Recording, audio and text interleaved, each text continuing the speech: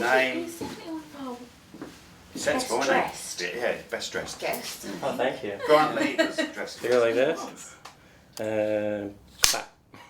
Did you say your name or anything then? No. I'm Jesse. Say your name, who you are. Your company, name, company, clap. That's it. That's it. Okay. Jesse Ebbet, Arc Technologies. Welcome to the Chairwood Podcast with me, Simon Burridge. And me, Rachel Burridge. Here we go. Jesse. Comfortable? Yeah. Lovely to meet you, Jesse. Good to meet you. Canadian's Tom Cruise, by the looks of him. You've got a bit of Tom Cruise about him. He has got a bit of Tom Cruise about him, hasn't he? It's the accent. Pound shop Tom Cruise. Must be the accent. Yeah. It's not the accent. No, you've got a bit of a look. Tom look? Cruise look. I think so. Young Tom Cruise look. No? Are you coming on to him I'm coming on already? to him, yeah. Wow. Yeah. Yeah. So, lovely to meet you. Before we start, let's talk about that sign, remember? Oh, Got yeah, a rough it's gonna- idea how long you think it is? it's gonna before hit me in the head, It right? shouldn't do. It shouldn't hit you in the Okay, head. cool. I'm going to go with like 18 minutes. That's not a bad shout, considering you have no idea what that sign's all about. Right, Yeah. so have you put new tape on it? Yeah, it's got. He watched Okay. me do it as well. Okay, there we I go. did. Yeah, you put 2, so. 3 actually. You put 3? Yeah. Oh, I didn't see the third 24 minutes then. one. I'll stick with the 18. 18, all right. Today's sponsors are DiGiorgio Properties, your premier choice for expert building solutions. From concept to completion, trust them to turn your dreams into a reality. Visit their website today at digiorgiosproperties.com. Dimedici Associates, chartered, structural and civil engineers. Based in the UK with a worldwide reach. Visit their website on dimediciassociates.com. Connect by Tech, business communication experts. Based in Kent, they can reach the entire UK. Whether you want to save money on your business phone systems, mobile phones and devices, internet, or seek cheaper energy bills, they've got you covered. Visit them on connectbytech.co.uk or call them on 01634 565 565. Okay, Jesse, let's tell me about yourself. What's your company? What's your name and where'd you come from? That was a game show, wasn't it? No, you're too young. One, he wouldn't know that because it's an English programme. And 2, he's far too young for that. Just coming on to you, Jesse. How old do you think I am? You must be about 24. Oh, Am I coming on to you now? I'm 30. Oh my God. Oh, he's still a baby. I'm not quite that much of a baby. You've got a couple of kids. We've already had this I discussion. do, yeah. Yeah, while we were waiting for you, as usual. Oh, we had this sorry. discussion. So, Jess, tell us about yourself. Oh, Jess, is that all right? Yeah, that's fine. Yeah, okay, go for it. Yeah, so I own Arc Technologies. It's a firm that focuses on AI research and software development for businesses. Okay. Nice. How long have you had the company for?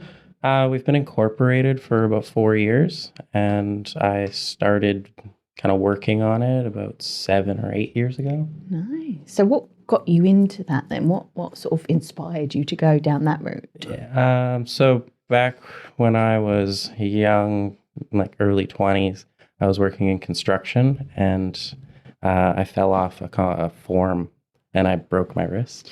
All right, so you've manual labour. Yeah, I was doing Right, manual okay. labor. I did that all throughout my teenage years and my early 20s.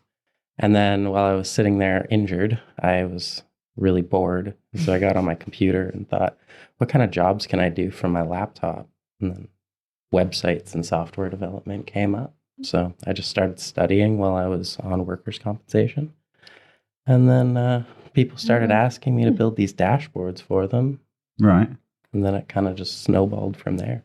Okay, so I'm very non-computer tech side of it. So what is a dashboard then? So basically, like all of those software as a service pieces that you pay for a subscription, and then you enter all your data and see reports and things like that. We build those custom for businesses. Ah, right, okay. Yeah. That's interesting. So how long would that take then from like sort of start to finish then to do like a very basic version of that? Well, a very basic one, we have a model now where we can have it done in like half an hour to an hour. Really? Yeah, Wow. if we already have all of the modules put in place. But then some of our projects take years. So it really depends on the complexity of the project. So you're still creating dashboards now? Yeah. Oh, right, okay. So how does the AI bit come into it? So we use AI in a lot of the time it's sentiment analysis. So when users submit text, then we have an AI system detect swearing or violence or things of those natures, and we flag them to be processed by a human.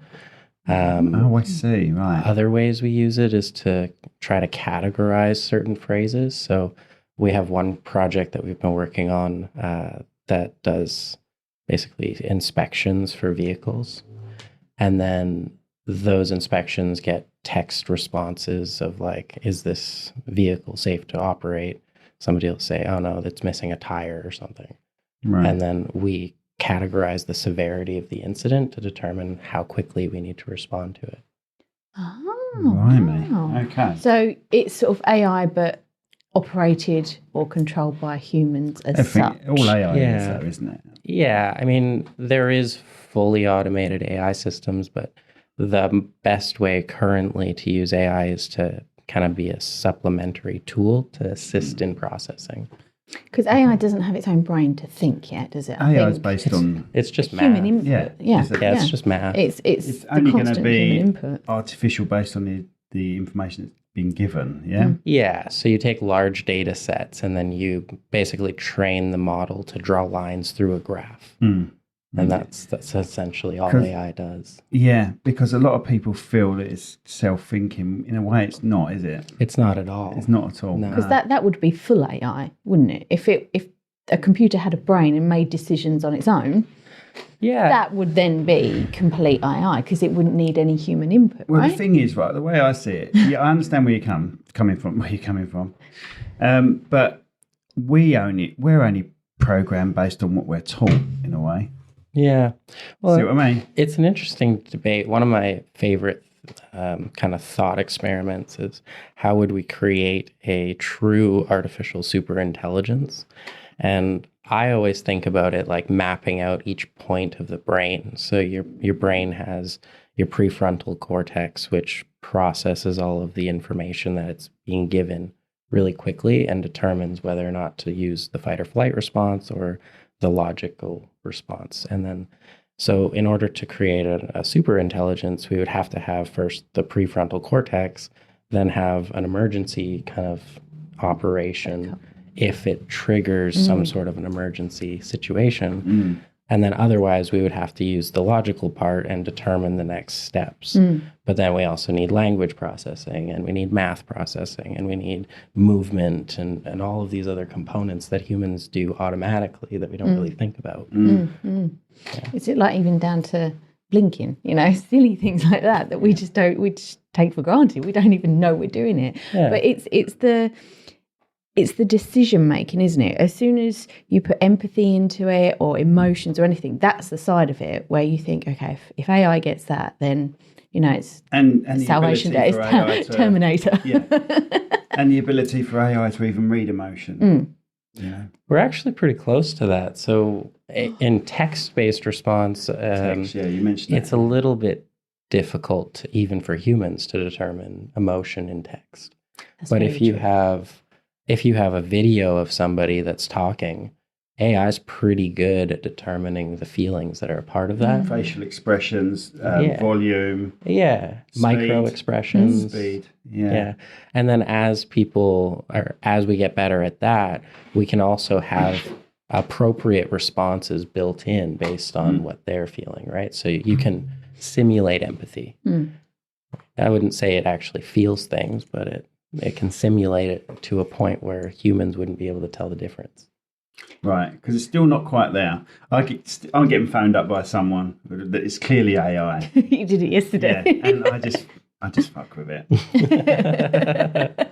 And it can't handle it, and then it puts the phone down on me. Because you go, oh yeah, And it was from a legit company as well. They're using AI now to do these calls. I can't remember who it was. I'm not going to say what the company was because I actually can't remember. But it was. I know it was a legit company that clearly have made redundant a load of old girls that are usually on the phone talking. But and it's just the response when you start talking. It's still mid sentence. You start talking back, and it still finishes off a couple of words before it shuts the hell up. And then it's like, Okay then, yeah, thanks for that. And then it goes on again and starts, and you're like, oh, just go.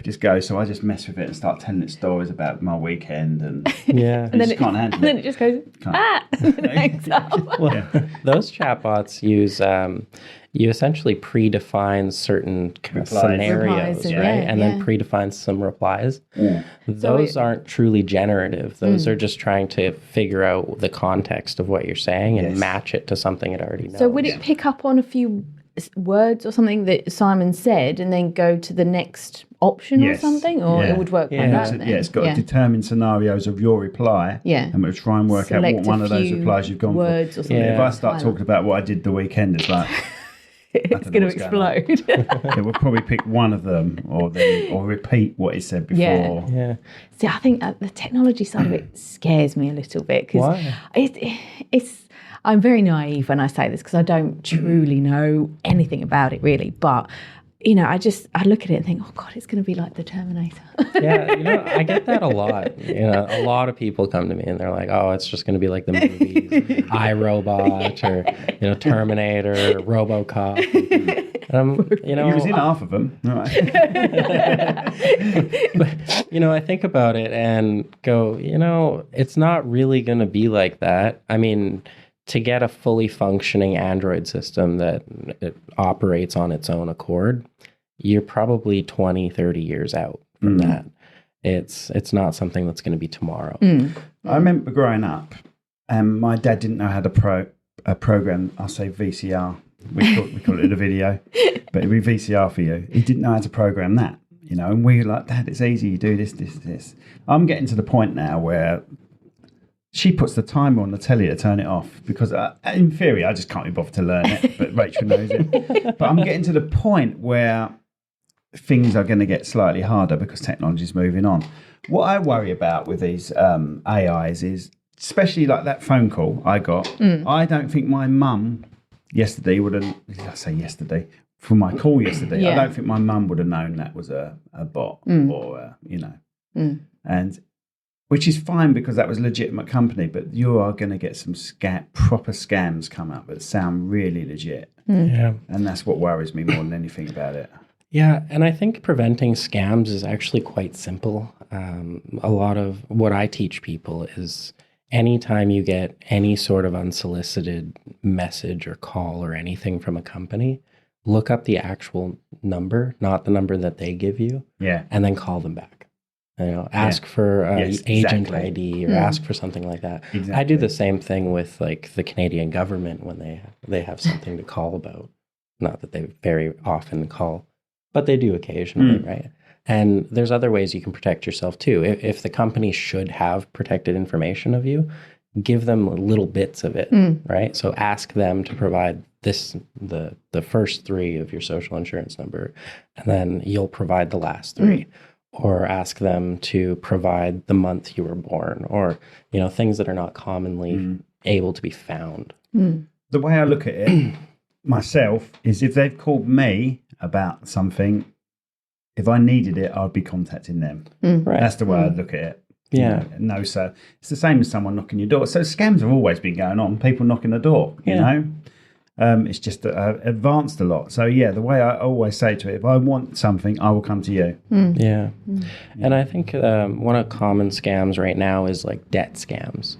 Yes. So people say, oh, you owe us this money. Yes. You have Yes. to do this or you're going to jail. And it'll often... Scary, isn't it? It's scary for them. Yeah. So it's, you've got someone telling you at the end of the phone, you owe us £5,000, pay it now. And you think, oh my God. And you don't, it's like you said earlier, the fight or flight instinct. Yeah. And you just go, oh my God. And you it's panic scary. and you send Absolutely. it. Yeah.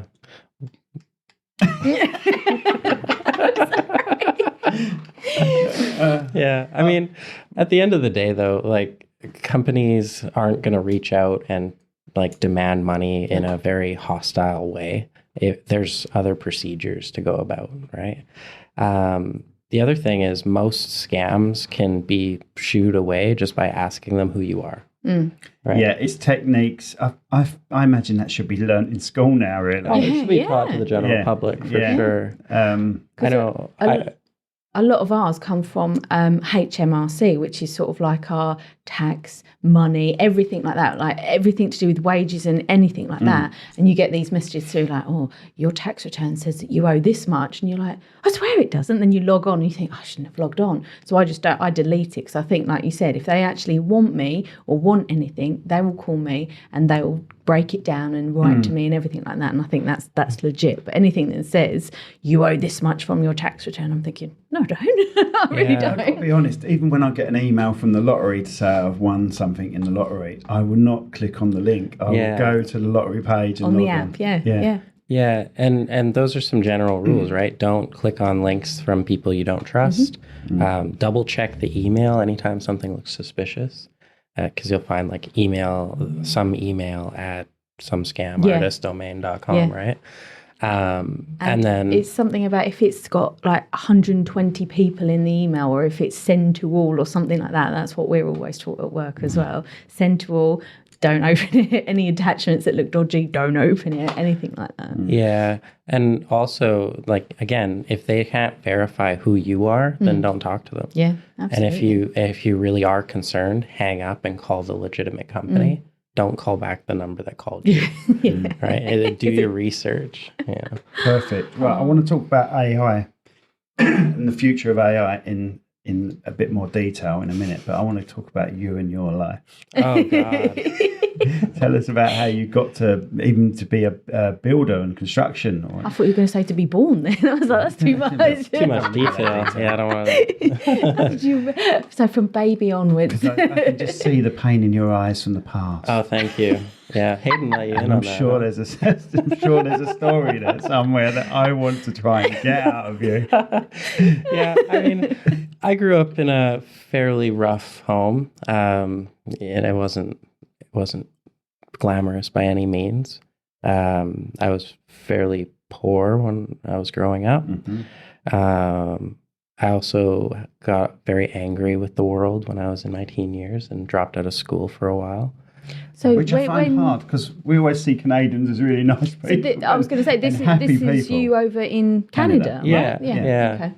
Yeah. So BC was this? Yeah. Right. Yeah, I think I Columbia. was angry with my parents, and so I chose to punish myself. Okay, so were your parents always together? No, are they separated? they split up when I was Was really it the young. separation that made you angry with your parents? No, they were. They tried hard, but they weren't the most knowledgeable parents. Okay. And so they tried harder with my siblings. Okay. Okay. Were you the first? Yeah. It's hard with the first one. Yeah. It's kind of like a trial run, right? Yeah. The first one. Look, Rachel's the same with her first one. It's not my first. It'd be my fourth one, but it's her first. So my fourth one, she's fine. Leave her. She's all right. What you find with your first one, they're a representation of yourself, and you feel that people are going to be judging you based on how they act, when actually they're acting absolutely fine. Yeah. They're acting like kids. But you see them as a banner, an advert for what sort of parents you are. Yeah. So you're Much extra, harder. you're strict, everything. I was the same with my first, and she's the same with her first. Yeah. And there's no manual to being a parent. Yeah. Yeah. You just kind of get thrown into it. Especially if their parents are also crap. Yeah. There's no manual. Yeah. And you get that generational kind of trauma going through. Yeah. And did you have a similar, because you had kids young as well, like me? Kinda, yeah. I was more into work than being a parent. So I Very focused. honest. Yeah. Yeah. So when I was in construction, I'd work 16 to 18-hour days, get home, fall asleep, and do it again. And I did that for a number of years. But I think the reason I got into construction was just because I could see what I've done at the end of the day, and that sense of accomplishment I really liked. And it's similar to why I do websites and software now, is because I can sit down at a computer, write for 4 or 5 hours, and then see the result of what I've built. So nice dodge. But let's go back. So how did you get from sort of like into construction then? So you did sort of, Well, I'm sorry. No, he's dodged the other bit. We were going deeper. Oh, And then you started asking him construction questions. Okay, you do yours and then I'll do my lighter bit later. So, then. so we're going back to the parents, and you were angry with your parents, Yeah. and you were angry.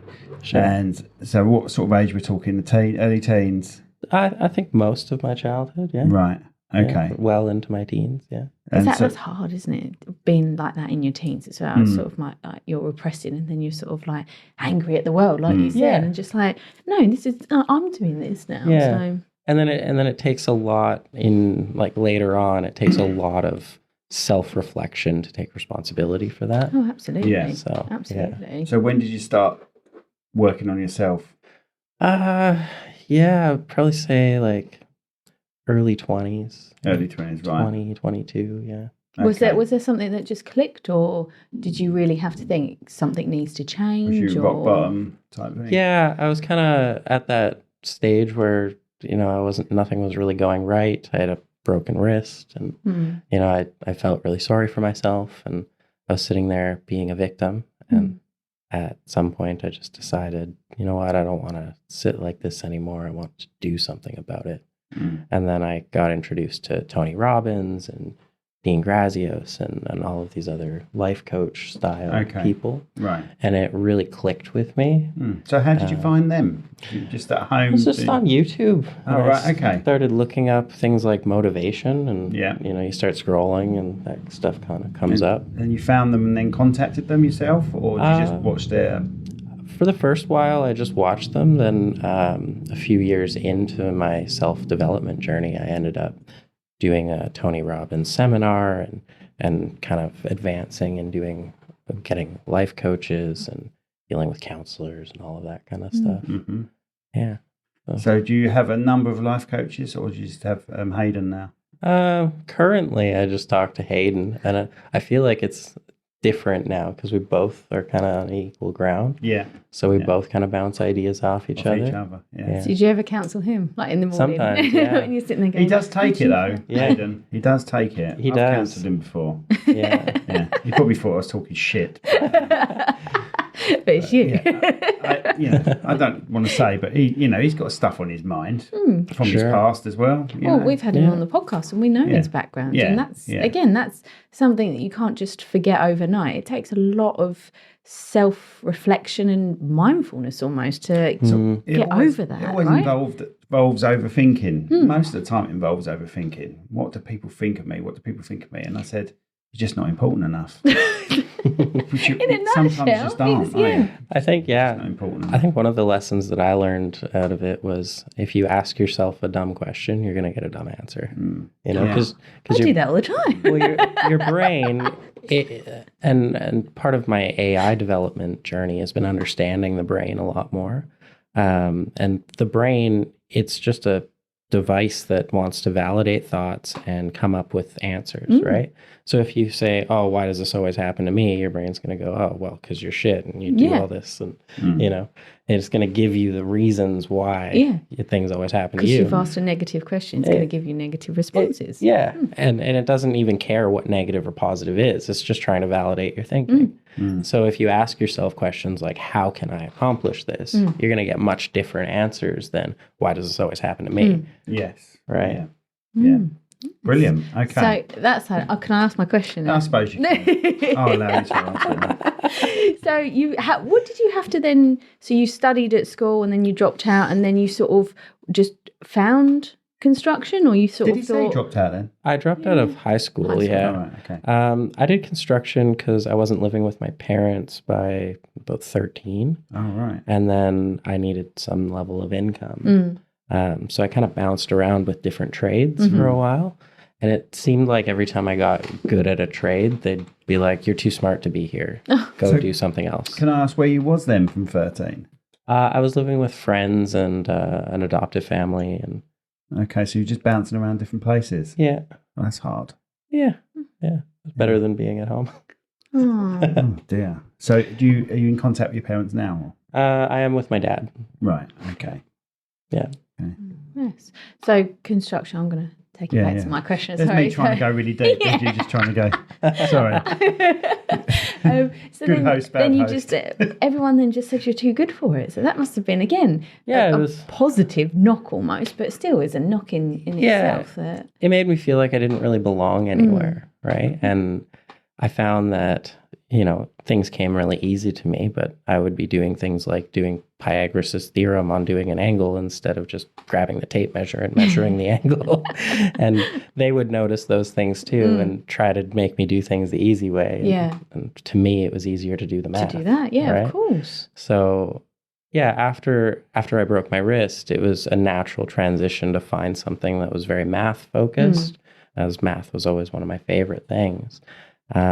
But also having that building kind of sense to it, because I did thoroughly enjoy having that accomplished feeling of building something. Yeah, this is what I've done. This is my efforts, and this is the end product. Yeah. I was going to absolutely. ask, do you miss the hands-on type thing? I still do it in my free time. Yeah. So like I'll grab a hobby and grab a plank of wood and build a table or something just to fill in that kind of need. So I have cousins in Canada, and it blows me away what they do. They have I go there and they workshops, build don't a they? house, Yeah. you know? I've built this. What? You built that? Because like they say to us, "Oh, come and have a look at our workshop," and you go in there, and The workshop's bigger than our house. Yeah, and it is huge, and we're thinking, "Oh my god, I'd love this." that's really common in Canada, actually. The shop is usually a lot bigger than the house. There was a time when I could afford any house in Canada, but the prices have gone through the roof, haven't they? in Canada? Yeah. Average house is, 800,000 to 1.2 mil, Yeah. depending on where you go. But I always found Canadians so friendly. They can't. You ask them a question, and they go above and beyond to go and help you. Yeah. They're so See, I've only nice. ever experienced positive families in Yeah. Canada, and it's weird to hear from you. Obviously, there are bad ones, but it's weird. Our view of Canadians are happy, helpful, Yeah. lovely families, and God, that's there you go. Forgot about it, didn't you? Forgot about it. Thought it was my phone. God, that's a heavy phone. Yeah. So, how did you actually break your wrist then? Are we allowed to go down that route? Or Sure, yeah. I was I was doing the ties on a concrete wall form, and then I was up about 16 feet and I fell to the ground. It's a scaffold. Not a scaffold, but in Canada anyways, we build concrete with putting like wall forms, and then you fill the inside with the Right, concrete okay, and then yeah. hold it there till it's dry. Yeah. So those forms is what I was making, and then I slipped off the top and fell 16 feet onto my wrist, and so it was not fun. Oh dear. So that must have been, because obviously I'm clumsy enough to have broken my wrist a few times, but no, that must have been bone sticking out. No, it was a severe sprain, so it took me about 4 months to heal. Yeah. So did you ever go back to construction while you started thinking of the? No. Oh right. No, I had enough of it. Yeah, I was sitting there injured, and then the company that I was working for was like, "Oh, he's faking it," and all this stuff, and I'm like, "I don't really like you guys anymore." So Yeah, with your wrist just hanging there like that. Like, Well, I'm faking it. I couldn't even like grip like rice. I couldn't even squeeze rice, right? And then they're sitting there saying you're faking it. That's ridiculous. So I'm like, you know what? I'm just going to take this time, focus on learning, and I'm going to do something that I enjoy. So how did you go from, what was your first steps into, I'm going to turn this into a business, from I like this idea, I could use this idea, actually I'm going to turn this into a business. What was the first step in that? And was the transition a struggle as well financially? The transition was definitely a struggle. I went from making, $40,000 a year to making maybe a couple $100 a month at first. And then I ended up moving to a new city and taking on a lead developer position at another company. And then, after about a year and a half, I had done some really good work and made that company quite a bit of money. And so I just sat up one day and went, I think I should do this on my own. And then from there, I had the confidence to kind of pursue it myself. And I had enough clients coming to me that I didn't really need to worry about it. So I got some main clients that paid the majority of my wage. And from there, it was kind of up and down. Later on, I took on a business partner. And then now we're doing good work. We have lots of different products available. And yeah. So are you sort of the majority of the stakeholder? Do you have the majority ownership of the company? We're 50-50. Okay. Yeah. Do you find that hard sometimes? No, not really. Similar characters? Yeah, we get along quite well. And really, I do make a majority of the decisions. Okay. The times that I need advice or I'm not sure about the decision to make, then we talk about it and we come up with a decision together. So, what am I trying to say? I've forgotten. So, are there parts of the business that you would know more than this guy? Is there stuff So that like you rely on him on? specialising? Do you specialise in one thing and you specialise in the other, or are you both on a similar plane? Yeah, so I tend to do more of like the day-to-day work, and he tends to deal with like lawyers and accountants and those kind of The professionals. legal side of things. Yeah, so whenever there's an issue that comes up, he's frontline on that, and then I give my perspective to the lawyers and accountants and all of that. Then we make a decision together and move forward. He helps brainstorm ideas on how we're going to move forward and adapt the company and change over time. And then on the day-to-day stuff, I deal with the staff and I train them and I do that all. Okay, how many staff do you have? I think we're at 9 now. Right, okay. Yeah. And they're all like coders, things like that? Yeah, we have mostly programmers, and then one is a kind of management. So she helps organize my brain. So you've, Rachel does that for me. So you are, you were in BC. Where are you now? Still in BC. Oh, right. Okay. Yeah. Just went on an adventure. So. Okay, because you said you moved the company. I didn't know where. No, I moved myself after when I was starting out with the programming. Ah, right. Okay. Yeah, so I was living around Vancouver, and then I moved to the Okanagan. Right. Okay. That's really where the company began. So. Am I right? I might get this wrong because my geography is shite. Vancouver is the French speaking. No. What's that?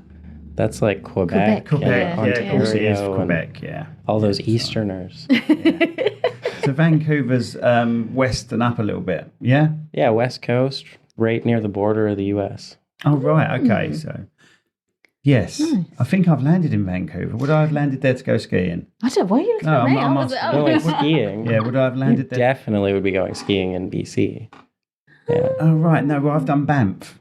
Banff is kind of Alberta, BC. Where would I have landed for Banff? You could have been Calgary. Oh, it was. Yeah, it was Calgary. Told you I was not very good at geography. It was a long time ago. It's over 20 years ago. It's okay. Calgary is a forgettable place. You only land there. It's just a temporary move. It's a stopover, if that. People Sorry move for to anyone Calgary listening to in come ahead and We then do they have leave. we do have a lot of Canada listeners, so Canadian listeners. They'll agree with me. Calgary is the place you go to get going, and then you leave. Right, before I go on my in-depth AI chat, I say in-depth. Are you a sports fan out there? Because I love the Blue Jays personally. Not particularly. I've never really had. I had a sports. feeling you wasn't a sporty sort of person. But, Thanks. but can you skate? Can I skate? Yeah. Like Like on ice ice? Yeah. No. Are you sure you're Canadian? Well, I'm sure. I like sitting outside in negative 30. Naked. Yeah, do you know, I've been negative. Well, I'm talking Canadian now. Negative. We would say minus, wouldn't we? Yeah. Minus 38, I think. Skiing. Yeah. Yeah. Skiing. You get some good gear on, and it's just nice. You don't know. You know? You don't know. You go Sometimes it's skiing. sweaty. You're up there and the sun's on you, but it's still minus 38. And Do you have to wear like those, like the suntan lotion when you're up there skiing? And it's really Depends Yeah. on the day. Yeah. you skied. You must ski. Yeah, I snowboard. Well, I've done that. Yeah, I've done that in Banff. I got down there once without falling over, and I thought, that's me done for snowboarding. I'll tick that off my But bucket I'm not a list. skateboarder. If you can skateboard, you can snowboard quite well. I did skateboarding when I was younger. And I was cutting a lot of the front edge and going over, a lot. Yeah. And I did one run and I didn't fall over. I was like, that'll do. That'll do. I Let's got get my the skis gold back star. on. Yeah. Yeah, that was good. Right, let's talk about the future of AI. Where do you see AI in 10 years? And where do you see it in 20 years? How do you see the development? Yeah, 10 years. 10 years, I think businesses will be using it more commonly. So chatbots will be taking over for customer service representatives. Yes, that's literally happening, isn't it? It's happening now, but it'll just be that customer service is a thing of the past, and it'll be AI bots that are trained to do all of the things that you would ask a human to do. We're already seeing it in bank algorithms and like mortgage loans acceptance and things like that. Okay. So that'll become even more prominent. The best way that I've seen it explained is that you're going to be able to buy intelligence rather than, so like lawyers and doctors and things like that require a high degree of education. They're not going to be doing diagnosis and figuring out what to do next. AI will do that. And then they'll essentially just be, you'll be able to purchase that intelligence as a 20 quid thing. I suppose it's all done via Bitcoin and stuff like that as well, wouldn't it? It would be That's a different thing. Like cryptocurrency, I'm not a huge fan of cryptocurrency myself because it's not really backed against anything. So the volatility of it kind of sways me away. I think it's hard because when you have money in your bank, it's so easily accessible. Whereas with Bitcoin and everything like that, you have to wait for it to be transferred from Bitcoin to your account to actually, and that could take 24, 48 hours. And it can shoot up, drop down. Yeah, and it's instantly. so unreliable as such. So and due to the decentralization of it, it's good in some ways. I can see the benefit of decentralizing currency, but then because it's decentralized, there's no country that's backing it, and therefore, you don't have anything to weigh it against. So the value of that cryptocurrency is entirely speculative. I can't grasp how it mines. I just can't grasp that. So it just it runs a computer algorithm, and you're essentially searching for the next prime number or whatever the case is, and then every time your computer finds one, you get a coin. wow. But it gets harder and harder. It does, yeah. So over time, there's going to be less and less issued. So it's more just a stable amount in the currency. Right. When it first happened, Bitcoin was being mined like every couple seconds. Right. But then as the algorithm and the numbers get bigger, it takes longer for the computer to process. So you were never into that at all? No, not my thing. I wish I was at the start though, didn't you? Yeah, almost, right? And what else did we say? Shares in Zoom when COVID Zoom hit as well. before. We'd love to have shares. Netflix. Yeah. They almost had their servers crash because of how many people were using it. Yeah. I don't blame them. Definitely. I think it went from this and then COVID hit. It was Well, they got a few more members when they stopped people sharing the account as well, didn't they? yeah, that's true. Right, back to AI, where Rachel's just deviated to Bitcoin somehow, sorry. thinking it's connected. No, but that's like the currency that they would use, right? No. But if it's AI technology and everything like that, that's where it would lead, surely. No? Okay, maybe it's just I don't me think then. so. I don't think it really matters. Just which so you know, currency Rachel you does use. come out with some bits. This is her saying, don't do as I do as I don't do. I like that. So just don't do what she does twice. I Don't like copy me. Can I get one of those? I've got a t-shirt. Oh, I'd sport that. Don't do as I do. Don't copy me. That's what I tell my Just kids. don't do what I do. Right, so back to the AI. And what was I going to say? We use Chat GBT a lot, and I've got to be honest, I love it. Yeah. It really helps for this. So, because I would just say today's guest was Jesse. He spoke about AI and building and breaking his wrist, and then it just comes up with a mass write-up for the description on YouTube, but it's still vague at the same time. Yeah. Something I could never do myself because I'm pretty illiterate. I love that sort of thing. And the other thing we use an app that we can just put this whole video in and it will take snippets what it thinks is a good subject. And that can be crap. Yeah. But I see in the future that getting a lot better and understanding, you know, what us humans are trying to actually voice, you know? Yeah. I think Pierce Linney said it best where he said, AI today is the worst it's ever going to be. Yes. Right. Only learning. Every day it's going to get better. And in a year from now, it's going to be infinitely better than it was this year. And 10 years from now, it's unthinkable how far we're going to get. Yeah. With it. But it still baffles me how people think it's going to start thinking for itself. Yeah, I don't see that happening.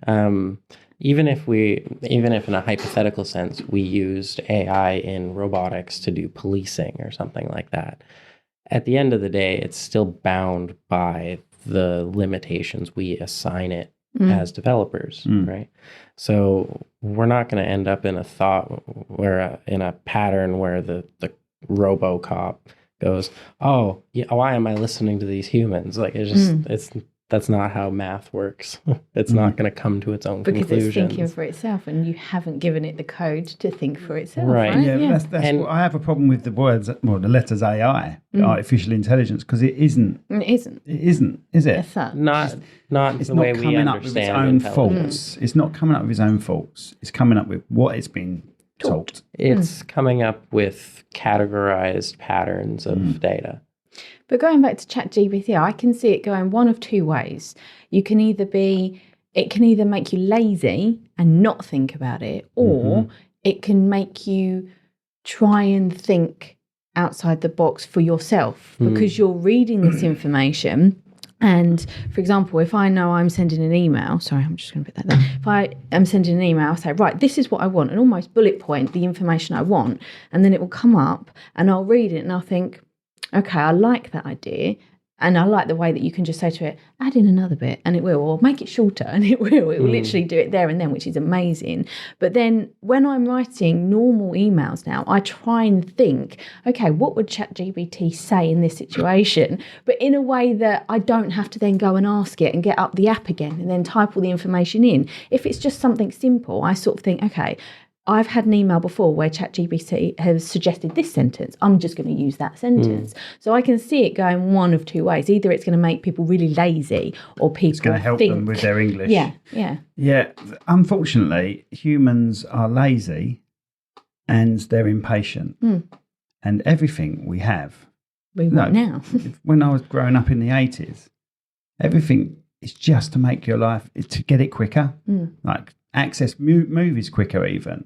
Or to cut corners. Yeah, so you jump the fence to get to your friend's house. So, yeah, it's the same with writing a letter and emails.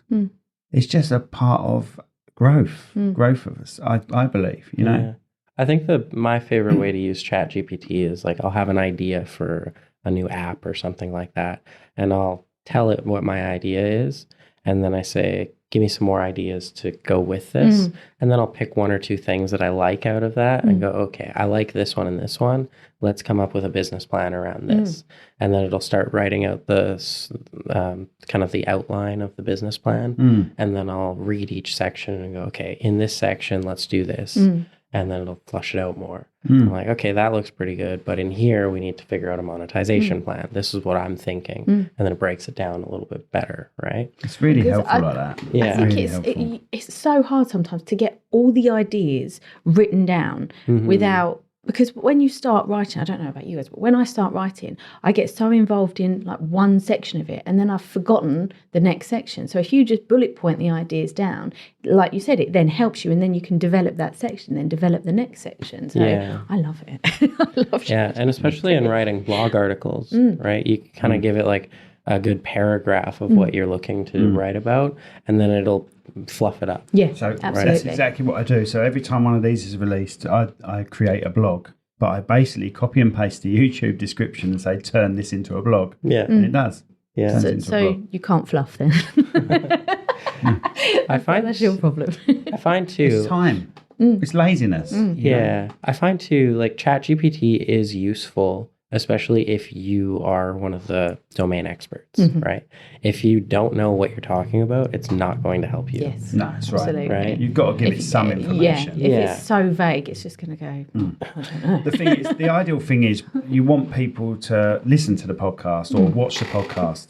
You don't want to put too much description in the podcast. You want to say the subjects you're addressing, but you don't want to go, In start depth talking and about then- Jesse's life yeah. and his parents and stuff like that in the description. You just want to talk about, giving the viewer a vague idea of what they're going to listen to, and it's perfect for that. But we have tested it, didn't we? We said, how far can we push ChatGPT? You push it quite far. You can. But I think I asked it once, write me a letter to give to my husband to say that I want a divorce. And it started giving her advice on And counselling. it said, and it contact said, these. sorry, we can't do this for you because it's a really tough moment in your life, but here are a few suggestions for you to go and get help. But you know what's interesting, right? They have all these ethical boundaries within the ChatGPT. But if you go around it by saying, yeah, but hypothetically, if we were to do this, what would it look like? And it would go for And then I'm like, yeah, okay, if it's a hypothetical sense, then here you go, right? I remember that one. So Right. the hypothetical. It's like, if I wanted to take over England, how would I do that? Well, you can't do that. It's unethical. And, okay, but hypothetically, right? That's amazing. I'm going to do that all the time. How can I murder my wife and get away with it hypothetically? Say we're in a scenario. That's amazing. Do you see any sort of brain interface? Oh, I would love that. Yeah. Because, like, the biggest case for human computer interfaces is right now you have, like, a phone, right? And you can only type as fast as you can tap the screen, right?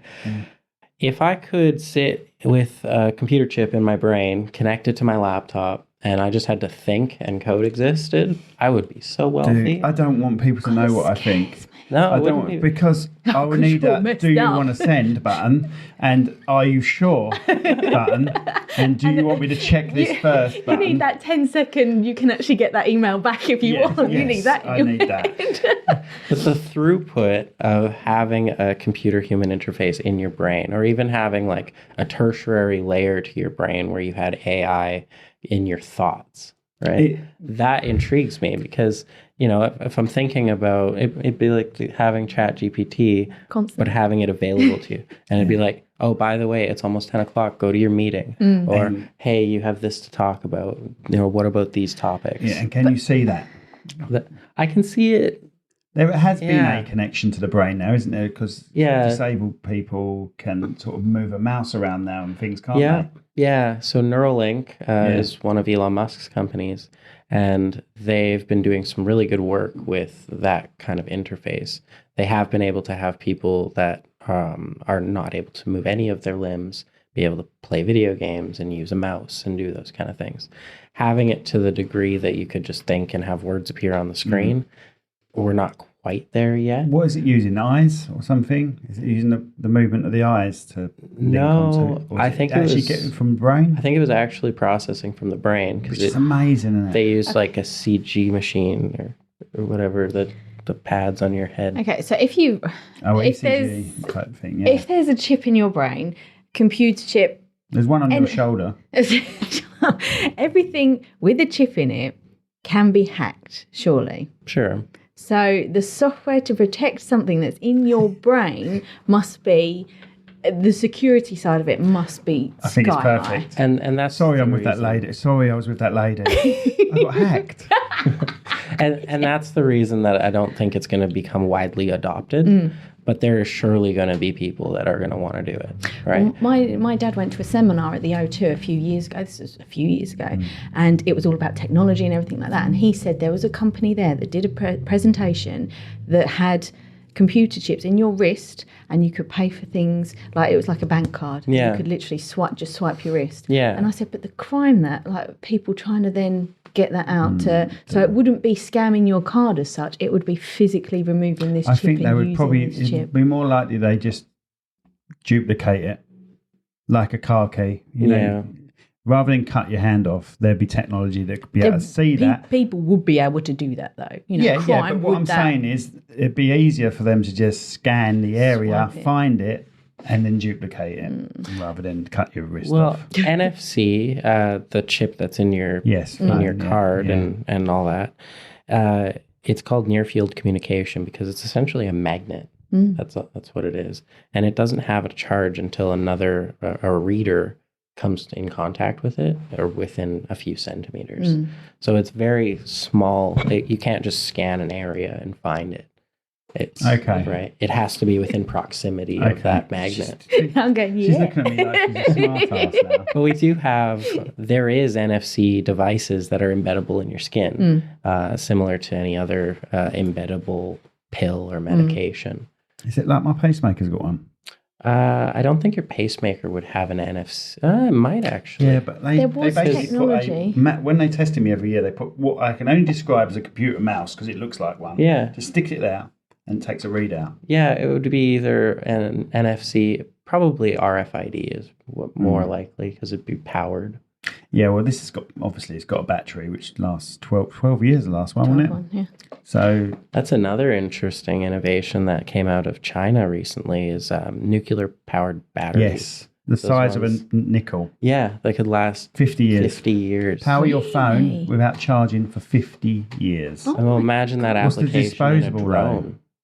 Yeah, in a drone. You could have the drone flying for 50 years and never land. It would be like a satellite, surely. It would Yeah. be like one of Elon Musk's. Yeah, Yeah. I think ideal for time lapse. I have trouble with time Surveillance. because I fly drones. So I have time lapse I can only do for 30 minutes. Yeah. For 50 years, though. 50 years time lapse. We've watched us get divorced and everything, right?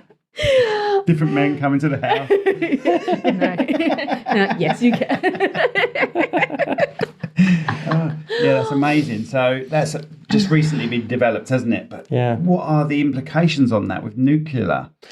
That's a big risk, right? Imagine 50 years worth of batteries. But if we're not what making that them all. can harness. Yeah, I understand that. But the power in that, in that one thing, the power in that, and someone who use it for bad somehow. Yeah. And we don't know how radioactive the batteries are No. either. So, yeah. And I don't know if you'd want it in your pacemaker quite Have you yet. ever bought anything from China? Yeah. It always fails within about 10 days. Well, I wouldn't why they've say come up every time, but That's why they've come up with these batteries. But someone would try and replicate it as well. yeah. So you get these legit Chinese companies, and then you'll get these Chinese companies that try to reverse engineer it. Oh dear. Yeah.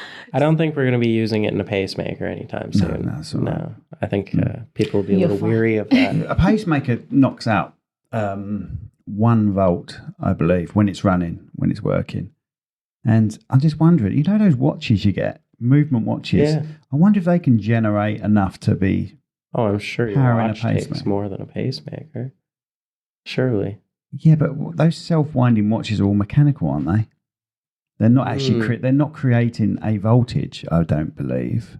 I may be wrong. I'm not sure. I thought that was a mechanical. The self-winding watch is a mechanical device. Yeah, that's like some ancient technology that I just haven't even considered. Yeah. You So know. I'm wondering if they could put that into a pacemaker, convert it to the voltage. painted in this now, just in I case should, anyone... I should keep Just this go to for a myself. run and your pacemaker's charged for the next year. Well, you don't even have to. Just movement, isn't it? You put a watch on your wrist, and that's enough for it to just keep going. Yeah. Possibly. Mm. Look into it. No, I can't be bothered. Can't be bothered to look into it. I'm too busy doing all these podcasts. Here in Yeah. England, the land of watchmakers. Yeah, exactly. So, ARC technology. What makes you stand out from the other technology companies out there then? Yeah, What makes you so different? most of the custom software developers, they do this model where they build out a system completely from scratch for the client, and it costs anywhere from $50,000 to $1 million, right? $50,000 to $1 million. We built out this hybrid model of we have proprietary dashboard software that helps us be like 90% complete on a project by the time we start. Okay. And then we're just customizing some pages and some data To points. suit their business. Right. Yeah. So the cost of building a dashboard is significantly reduced working with us. And we end up retaining all of the IP rights to everything. So we can replicate and keep building out more and more and help more clients. Okay, so what would your ideal client be? Our ideal client is, corporations that have massive data silos. They're using too many different softwares, and they want to kind of consolidate into one. Or, medium-sized companies that are, again, using multiple different softwares, or they've investigated some different dashboards, and they like this out of this one and this piece out of here, and they'd rather have this over here, and we can kind of build all of that into one. Okay, perfect. Got any companies you want to boast about that you've worked with? Oh, no.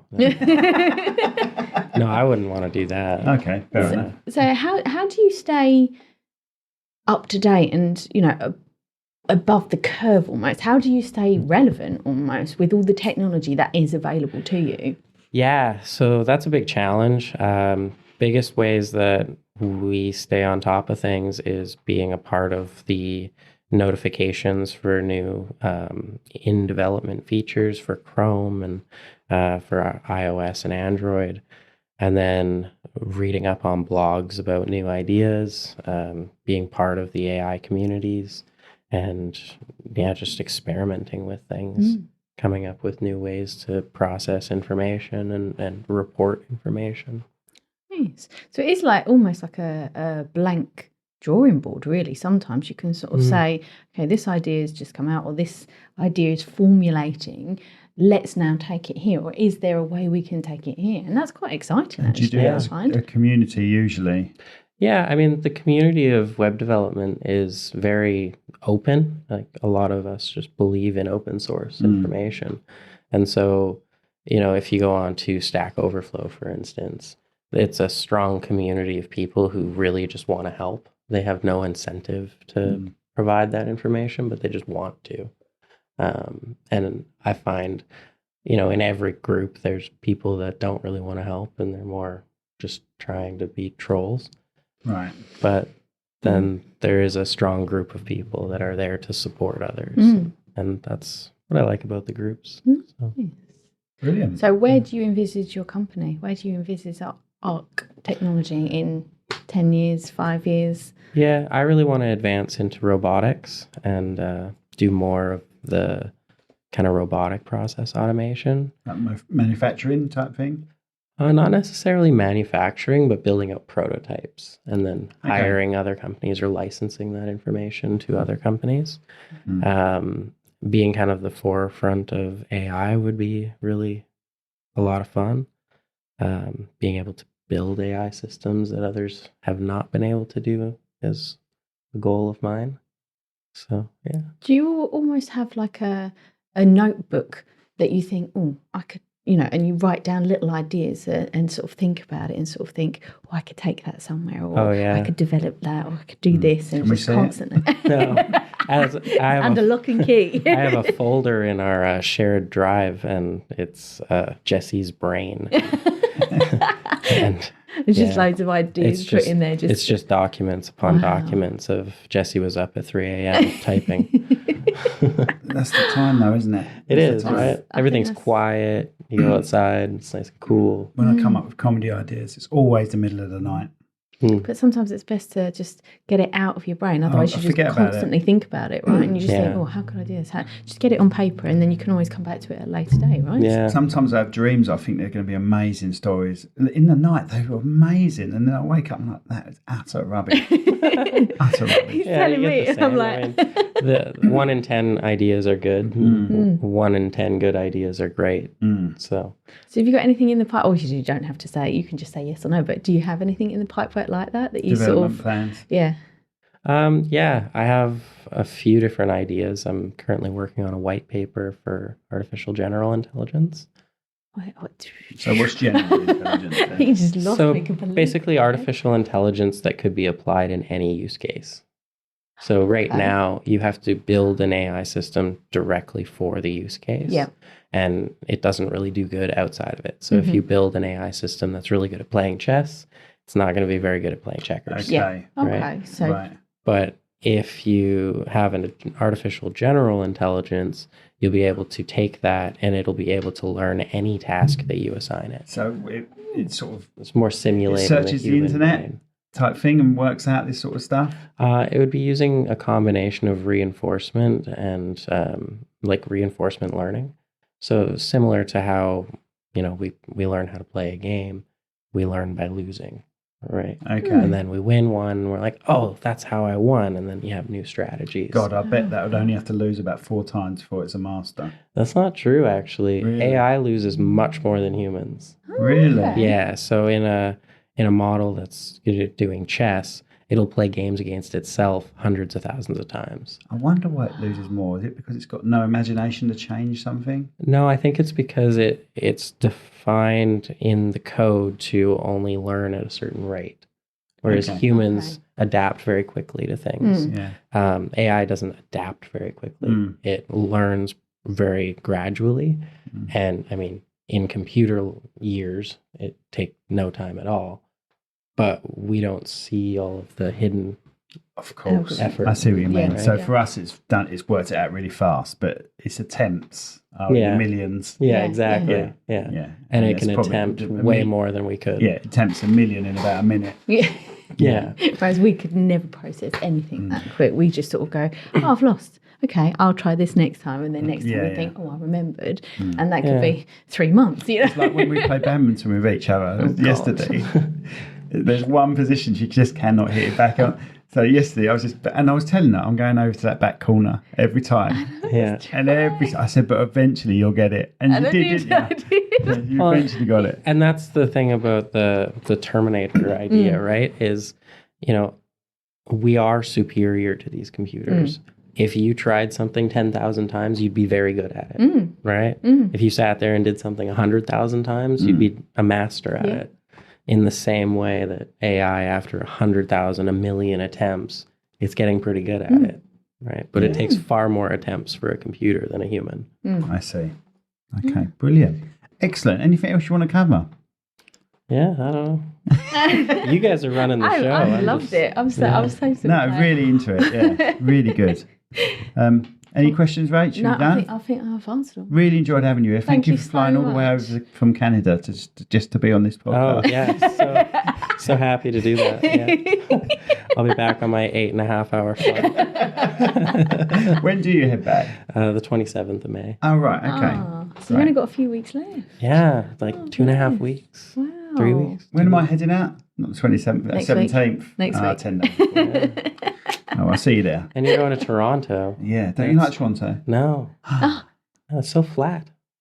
That's Oh, true. that's true. Yeah, I'm from BC. It's got mountains and Oh, right, ocean okay. and you go I love all 4 Toronto. seasons in one day. The thing is, I first went there when I was 14, so I fell in love with Toronto and Like in the city? Ontario. No, they're from Peterborough, Warsaw, Oh, okay, Peterborough okay. area. So it's kind of more outline. Yeah, but I'm only going to Toronto this time. So it's my 50th, my son's 30th, so we're just going to have a long weekend in Toronto, watch a Blue Jays game. That's Well, I fun. know you won't Yeah. be there.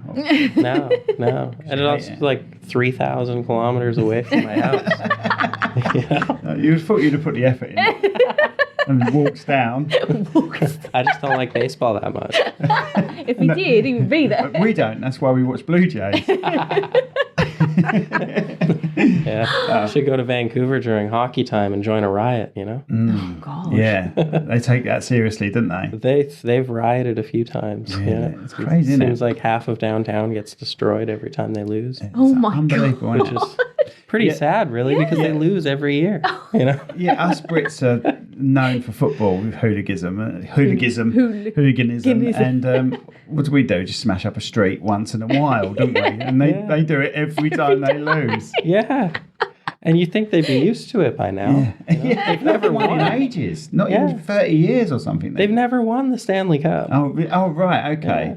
What about the Maple Leafs? Maple Leafs have won. They've I'm won sure. it, haven't I'm they? sure Yeah. they've won. Yeah, they've won it, but not in a long while. But again, I don't really. It's weird with Toronto though. They bring out a new team, and they always win. So the basketball team won quite early on. I think they must just pay off the officials. It's crazy, and they did the same with the Toronto football team. They won. Yeah. They won the league. as We're a only 2 football years team. old, and I think the same happened to the basketball team. The They're Blue just- Jays have also won the World Series early on. Mm. So they sort of do this Maybe one it's thing, go really, really hard at it, and then just sort of fade away. Yeah, they must just pay the team off better. We're going to chuck a load of money at this new team. If you don't win, we'll be really, really pissed off. So can you see your future always being in Canada? I actually want to travel the world and kind of live in Canada for the majority, and then kind of bounce around and see some fun places. The benefit of doing my job is I can do it from anywhere. Anywhere, as long as you've got a laptop and a Wi-Fi. Yeah, exactly. Or in your head. Pretty well everywhere has Wi-Fi at this point. So. What do you think of Starlink? I don't know much about Starlink. Starlink is good. People do need to be aware that all of the endpoints end up in the U.S. because Starlink is a U.S.-based company, so all of the data ends up traveling through the U.S. So when you're dealing with privacy restrictions around where data can flow through, that needs to be conscious of that. Okay. But, using a VPN and Starlink, you can kind of avoid a lot of that issue. I do have a problem with it. The line in the sky I sort of have a problem with. Why? Well, what's your problem? Well, I want to see stars. I don't want to see a perfect line. You live in the UK. You're not going to see stars anyway. Very true. The skies in Canada are amazing. They are, right? I love that. Get out of the city, go a little bit north. Like, just go Peterborough and it was enough. Yeah. And you turn all the lights off and... Oh, we sat there one night. We've ruined it, haven't we? We've ruined our skies. Yeah. Well, I mean, in COVID, we learned that if you guys just shut down for a week, then everything's good. You get the sky back. There's no more Look at smog. India with the smog. Yeah. Yeah.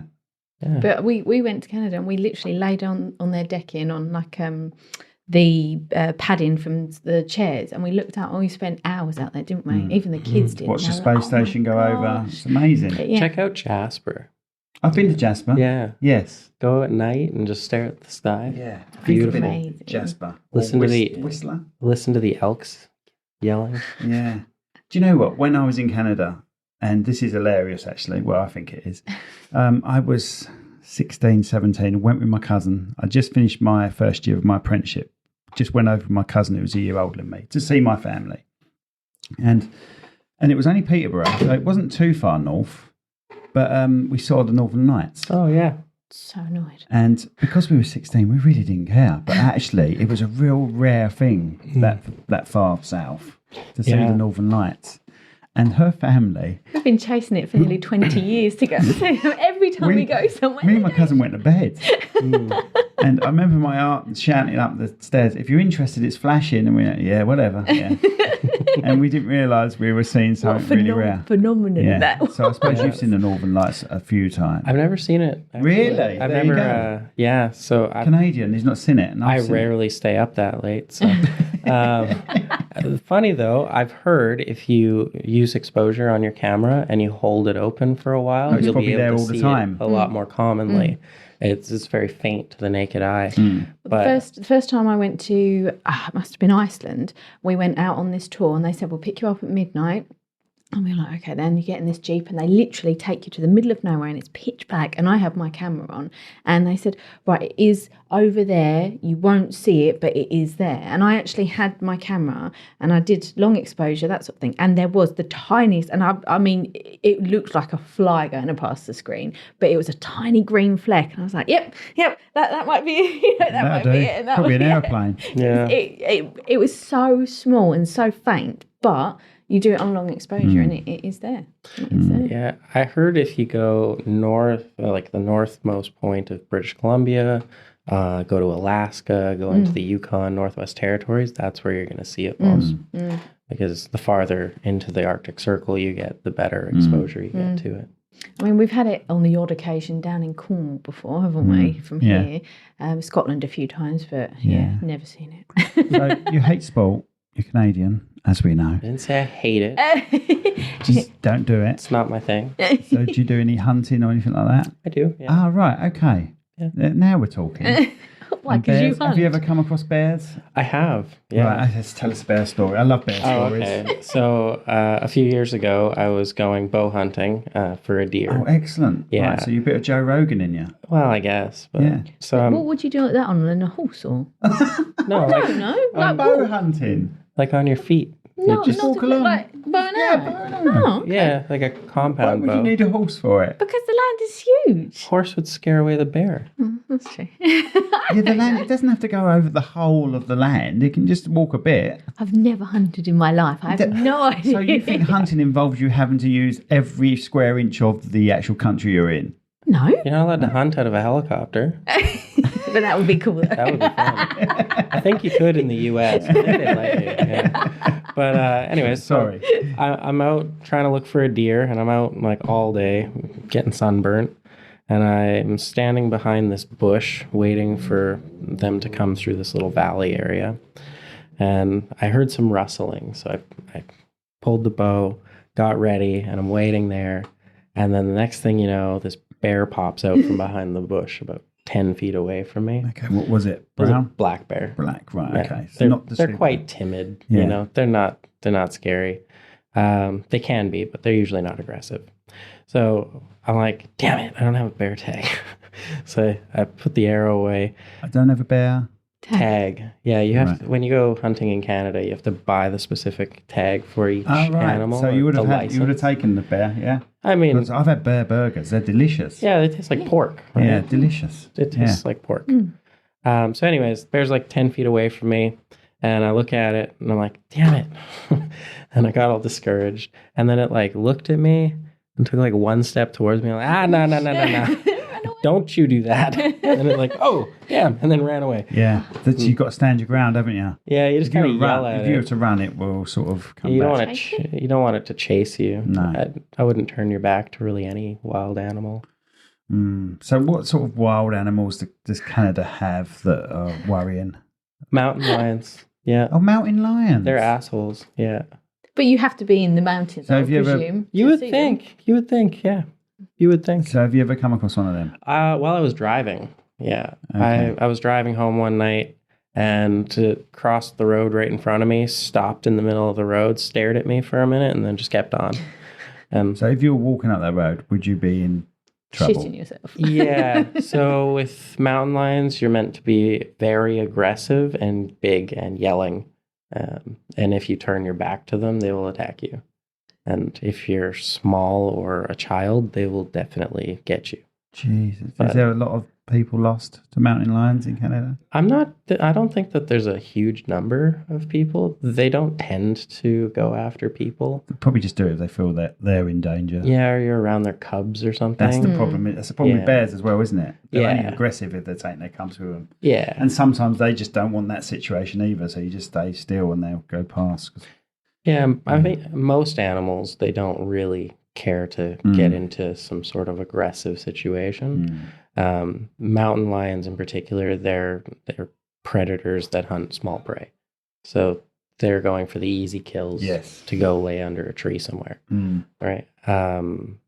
Then moose are probably pretty scary. They're big though. Moose aren't are pretty they? scary, They right? are Huge. big things. They can run 50 kilometers an hour. They're as big as a van or Yeah. bigger. Yeah, you they're know? huge. They When I you was in seen them? Banff, the traffic has stopped just so they can cross the road. Yeah, you don't want to hit them with your car because you will dive, and the moose will just get up and walk away. Yeah. Like they are tanks. Yeah, And it's weird because I didn't feel in danger with them. I was like, they're big. I felt I But could you get would- out and not if be their ears go back, you're in danger. right. See, Yeah. I felt I could get out of that car and just go and watch them. I But wouldn't. not No. too No, close. no, I wouldn't do that. Yeah, that's kind of dangerous because they can go from Stupid like Brits. being kind. Funny you say that because I went to New Forest and I saw all the wild horses there. Right. And the first thought was, I'm going to go pet one. So I go and I pet one and then it nipped me. And I'm like, Really? hey, don't you do that. I think I would have done the same. Yeah, That's right? stupid. Yeah, because it was a horse. See, And we've grown up. I had to pet it. We've grown up all our lives with nothing that hurt us here. Nothing hurts us here. We've got Yeah. no spiders like that. Yeah. We've got. We do. we've We got just an don't adder. Like a little have it. fox. We in have the- an adder. We have an adder. That's it. What is an adder? like a snake. snake. A green Oh. adder. Yeah, and that And would. Is that it would poisonous? Yeah. Yeah, but it's Or not going to kill venomous? you. It's venomous. Oh, It's not going to venomous. kill you. Okay. Well, it'll No, put that's you it. into a coma, We wouldn't have it? no bears. Yeah, wasn't your uncle put into a coma? Yeah, you got Did he wake up after? Yeah. Yeah. Oh, well, It's fine then then. How it's would not we that know? big a Wouldn't deal. have told us otherwise, would he? We got rattlesnakes and stuff in Yeah. Canada. Really? Yeah, they'll kill you. Yeah. I didn't know. But only, I'm assuming only if you annoy them. They're not going to come looking for you. Well, they and make lots of startle noise and they Yeah. let you know that they're there. Yeah. Black widows, though, they don't let you know that See, they're there. black and widows. You they'll have them in kill Canada? you too. Oh yeah, in the See. Okanagan. Yeah. But again, it's, you'd have to really go looking for them. They No. wouldn't be on your bedroom table. They would be. Yeah. Oh, God. They're everywhere. Yeah. Excuse me. Is it all over Canada as well? Mostly in the deserty areas. There's deserty areas of Canada. There is. Yeah. They have Whereabouts that? every climate. Yeah. In the Okanagan where I live, it's a desert. Really? Yeah. Didn't know We that. get almost all of our precipitation in a year as snow. Ah, right. Okay. Yeah. So How it's many just- months of the year is snow? It's like 3 or 4 months a year is snow, and then the rest is just blazing heat and wildfires. Really? Wow. Yeah. So there's no in between. It literally go hot, It's like cold. It's like Game of Thrones. You get the ice time, Yeah. and then you get the thaw, and then you get the hot, and then it's fire. And so, what sort of temperatures you getting? We range from -50 to +50. Yeah, so it's like a Oh my 100-degree swing. Wow. Then I come out here, and it's like, oh, it's so nice out here. Yeah. Jeez. So we have a little bit of Get a little bit of moisture in your skin, you know? We have So, have you ever been bitten by anything like that? No, just that horse out here. Horse. Thanks, that's England. that's a good thing, though. They've got all that shit out there, all those things that can hurt you, and he's never been. Yeah. I mean, Hayden grew up in Australia. I know right? his stories. Yeah. He used to be a tree surgeon. Did you know that? Yeah. Well, he's telling me that they wear flip flops because if anything comes up and starts hissing at them, they just kick their flip flop up and smack it. And I'm like, you're mental, mate. Like, what are you doing? Unreal, wasn't it? I would just run the other way. I wouldn't even go near it. If you run, it'll chase you. If you smack it, it's not going to do shit. And I'm like, are you serious right now? That's Is this crazy, how isn't it? Australians But it's live? when he meets a bear and he uses that approach and starts whacking the bear, and then he's like, "Oh, okay." Like I say, we're spoiled. We can go anywhere. We can go in. Out. You send your kids out in Australia into the garden. You're not sure if they're going to return. They make enough noise; they'll return. Even the snakes will give them back. The only thing saving them is the fact that the thing that's going to kill them doesn't want to know, just wants to get away. Yeah. That's the only thing that saves them. On spiders the size of dinner Yeah. plates. Yeah. I'm not into that. Skunks. I experienced skunks in Canada. Skunks, yeah. Burnt tyres. Smells like burnt tyres. Really? Really? I feel so. Yeah. Mm. Yeah. Yeah. No, Right. never. A lot of terrible smells in Canada, for My, sure. my uncle had about 80 acres, I think, in his farm.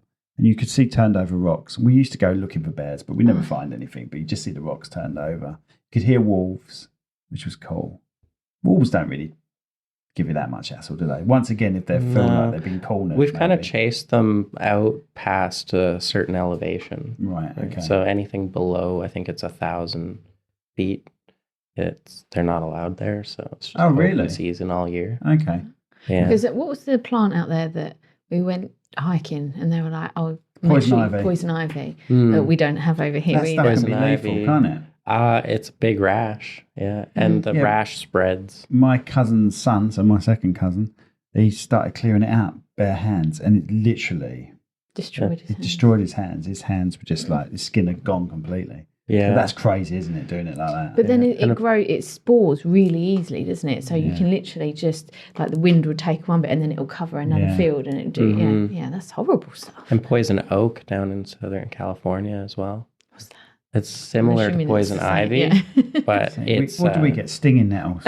Yeah. See what I mean? Ooh. Why would we leave? Why would Poison we leave this oak. country just to face that shit when we've got no education from it either? Well, poison oak, if you have a rash on your skin and you touch somebody else, they will can also pass get it. Oh my God. And so it spreads that way. Wow. Yeah. You're looking Yeah. at me like it's my fault. A colleague of mine went camping and then crawled through it, and he didn't know until after it started to rash up. His whole body, head to toe, was just Oh covered. my gosh. Yeah, it's a bad day. He had to take like 3 weeks off of work.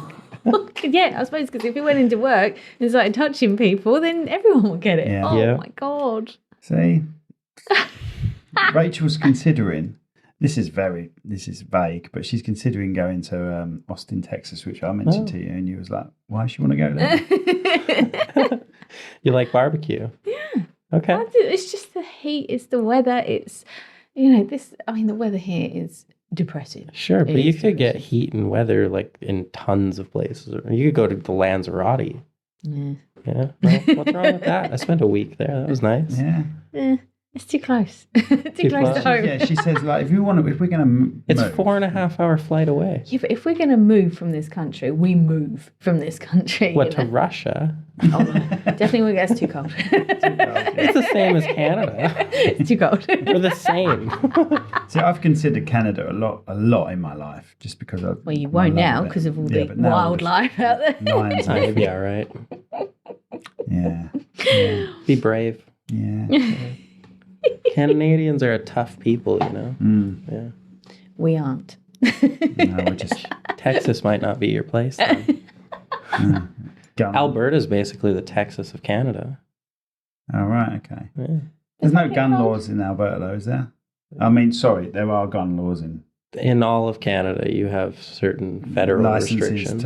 yeah. Yeah. There's nothing like the free for all that America is. No, nowhere in Canada is. Mm. No. Mm. And California is also pretty strict on their gun laws as well.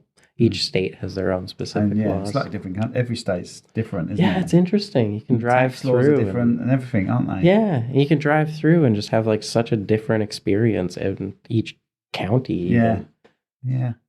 Amazing, really. Very cool. It also feels like when you're down in the US, it feels like the cities just don't end.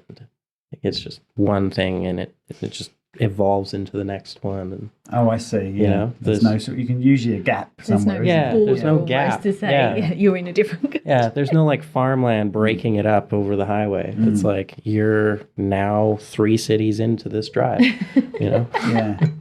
That's weird. And it's like Canada and America, really. They're so similar, aren't they? Which Canada is why has you're in a the lot of same gaps, leagues. though. Yeah, but I know you're not American, and I know Canadians get offended when they get called Americans. So that's why when I had my Canadian friends over, I used to go, "Morning, Americans," and they used to drive them nuts. And I used to do the national anthem, American national anthem, for them every morning, wake them up with that, because I hated it. It was just winding them up. Yeah. But like, you go through to Niagara from Buffalo. Is that right? Yeah. It just does feel like one country. Yeah. Do you know what I mean? Especially in not that offending area. you, but it does feel like one country. And like, the Blue Jays are in the American sort of baseball league and that kind of thing. They are tied together. We are. Whether you like it or not, Canadian. I mean, we do have a free trade agreement, and we are allowed to go in and out of the U.S. as much as we want, provided we don't have a criminal record. It's similar to... Do you need a passport for that, though? If you travel through a land border, I believe you don't. Really? I didn't know that. But if you fly, then you definitely do. Right, I didn't know that. You could they travel have land. different rules for sea and land. But the last I checked anyways, COVID may have changed things. But it's similar to how... You don't have a wall, Europe, though, do you, there? Yeah, no. You don't have a wall. No, half the border doesn't even have a fence. I think there's just a ditch. Yeah. Yeah, you just like hop over the ditch and So the only border I've experienced is Niagara. When I've actually physically seen America and Canada, but I imagine it's just walking over something. It was really some of it, yeah. It was really weird there though, because our cell phones didn't know, did it? Because that kept popping up. Oh, you're in Canada. Oh, you're in America. Oh, you're in it was Canada. getting And we were so like, confused, so confused. It just went, I'm going to shut down now. That's because of how they stagger the cell services. Link them over, they overlap, don't they? So you can get a constant connection. Right, it's been lovely having you on. Thank you so really much. enjoyed it. That's great. Next time you come into the country, let us know. If you want to come back on, tell us some developments. That'd be great. Sure, yeah. Do you want to tell everyone your company details?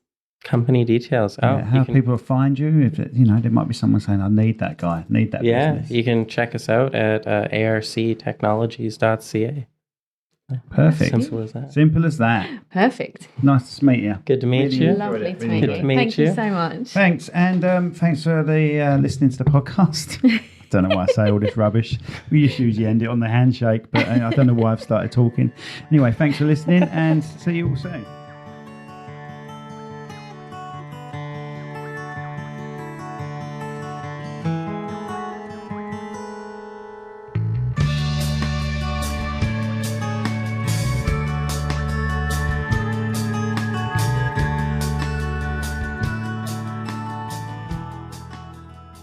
This podcast has been brought to you by Snugdubs Camper Van Hire. Roam the world, park anywhere. That's snugdubs.co.uk. This podcast was brought to you today by Austin's Eatery on Station Road, Strood. Try the Viking Challenge.